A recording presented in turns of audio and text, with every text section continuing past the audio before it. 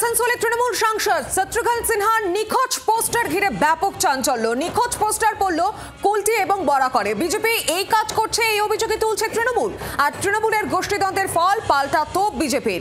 এর আগে উত্তরপাড়াতে বিধায়ক কাঞ্চন মল্লিকের নামেও পোস্টার পড়েছিল এবং তারপর তিনি প্রতিক্রিয়া দিয়েছিলেন যে 24 ঘন্টায় যে সেখানে তিনি যাচ্ছেন কিনা, গ্রামবাসীরা সেগুলো কিভাবে নজর রাখবেন। আসানসোলে তৃণমূল সাংসদ এবার শত্রুঘ্ন সিনহার নিখোঁজ পোস্টার ঘিরে ব্যাপক চাঞ্চল্য।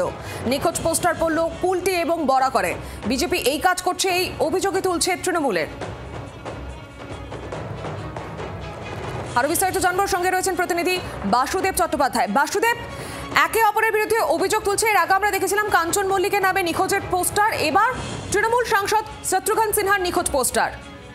হ্যাঁ দেখো, এর আগে কিন্তু সাংসদ যখন বাবুল সুপ্রিয় ছিল তার নামেও পোস্টার হয়েছিল। এই পোস্টার রাজনীতি কিন্তু শিল্পাঞ্চলে এর আগেও দেখা গেছে। তবে শত্রুঘ্ন সিনহার যে দপ্তর রয়েছে আসানসোলে, সেই সূত্রে মাত্র যেটা জানতে পারা গেছে যে তার খুব নিকট আত্মীয় মারা গেছে, সম্ভবত তার কাকিমা বা জেঠিমা কেউ একজন মারা গিয়েছেন। সেই জন্যই তিনি আসেননি, কারণ তার যে প্রক্রিয়া থাকে, মানে কেউ মারা গেলে যে নিয়ম থাকে, সেই জন্যই তিনি আসতে পারেননি। যবে থেকে তিনি আসানসোলের সাংসদ হয়েছেন প্রত্যেক বাড়ি কিন্তু তিনি আসানসোলে আসেন, এইবারই সেই ঘটনার জন্যই তিনি আসেননি। পাশাপাশি তৃণমূল কংগ্রেস ইতিমধ্যেই বক্তব্য দিয়েছে যে এইখানে প্রত্যেকটা নেতা মন্ত্রী থেকে আরম্ভ করে কর্মী সবাই মানুষের পাশে থাকে, তাই কেউ যদি কোনো কাজে ফেঁসে গিয়ে থাকে তার জন্য কোনো সাধারণ মানুষের অসুবিধা হয় না। কিন্তু অন্যদিকে অগ্নিমিত্রা পাল ইতিমধ্যেই জানিয়েছেন যে এইখানে মাইগ্রেন্ট যে লেবার নিয়ে এত চেঁচামেচি হয়, এখানে মাইগ্রেন্ট সাংসদ শুধু যে আসানসোল তা নয়, মাইগ্রেন্ট সাংসদ দুর্গাপুরেও তাই, কারণ সেখানেও যিনি সাংসদ সামনে যে গ্যাংরেপ হলো সেই নিয়ে তার কোনো মন্তব্য তারা শুনতে পাননি। অর্থাৎ দেখা যাচ্ছে এসআইআর এবং 2026-এর নির্বাচন আসছে, এইরকম রাজনীতি তরজা কিন্তু ইতিমধ্যে শুরু হয়ে গিয়েছে। ধন্যবাদ বাসুদেব। এবার আপনাদের শোনাবো এই গোটা বিষয় নিয়ে অগ্নিমিত্রা পাল তিনি কি প্রতিক্রিয়া দিয়েছেন, আর তার পাল্টা স্থানীয় তৃণমূল নেতৃত্ব তারা কি বলছেন, শুনুন।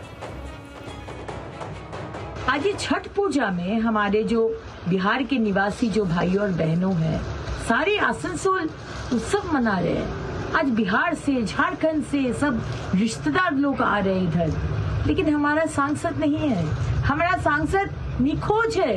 हम लोग भवानी भवन में खबर दिए हैं, कहाँ है हमारा सांसद। दुर्गापुर में हमारे बगल वाला उड़ीसा का राज्य का बहन का बलात्कार हो गया है, लेकिन दुर्गापुर का सांसद कीर्ति आजाद, वो भी एक माइग्रेंट परिजाई श्रमिक है, उनका मुलाकात नहीं हुआ, कोई खोज नहीं मिला। तो अगर टीएमसी सरकार और ममता बनर्जी मोदी जी और योगी जी को बोलते हैं बहिरागत, आउटसाइडर, लेकिन ये बहिरागत, हम किसी को बहिरागत नहीं करते, लेकिन ये माइग्रेंट लेबरर परिजाई श्रमिक जैसा अगर सांसद देंगे तो ऐसा ही हालत होगा। এটাই যেসব কাজগুলো হচ্ছে বিজেপির কাজ, ওরা রাজনৈতিকভাবে কোনোরকমভাবে পশ্চিমবঙ্গে পেরে উঠতে পারছে না। প্রত্যেকেই আমরা ছট পূজাতে সহযোগিতা নেমে গেছি, প্রত্যেক মানুষের পাশে আছি। কর্পোরেশন সবভাবে ছোটখাটের কাজ দেখাশোনা পরিচালনা করছেন। মাননীয় সংসদ সবসময় থাকেন এবং প্রতি মাসে উনি আসেন, প্রতি মাসেই এখানে এসে পরে মানুষের সঙ্গে থাকেন, ঠিক আছে। তো সেই ক্ষেত্রে দেখছেন ওরা কোনো সময় কোনো জায়গায় পেরে উঠতে পারছে না, তাই ওরা রাজনৈতিকভাবে এখানে ক্ষমতায় আসার যে স্বপ্ন ছিল দিন দিন খারাপ হয়ে যাচ্ছে, ক্ষমতায় আসার কোনো চান্স নেই। এবং আজকে জানেন একটা যে 100 দিনের কাজ নিয়ে একটা বিরাট রায় পেয়েছে। 100 দিনের কাজের টাকা যে বন্ধ করে দেওয়া হয়েছিল পশ্চিমবঙ্গে, সেই টাকা দিতে হবে অবিলম্বে, সেটা বলা হয়েছে। সেখান থেকে আরও ওরা রাজনৈতিকভাবে পঙ্গু দিশাহারা, তাই উল্টোপাল্টা কাজ করে। কোনো প্রভাব এখানে পড়বে না, মানুষ আমরা মানুষ সঙ্গে আছি। বাংলার আওয়াজ, বাঙালির আবেগ, জি 24 ঘন্টা।